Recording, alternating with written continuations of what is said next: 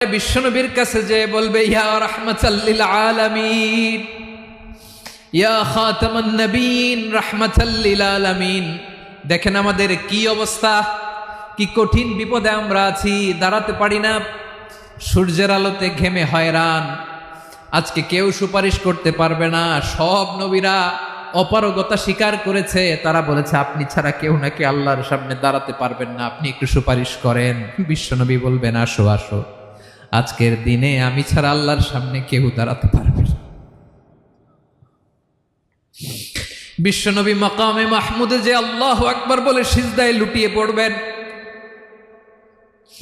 আল্লাহ রাব্বুল আলামিন বিশ্বনবীকে এমন কিছু চমৎকার শব্দ শিখাবেন, ওই শব্দগুলো দিয়ে আল্লাহর প্রশংসা করে বিশ্বনবী কাঁদতে আরম্ভ করবেন।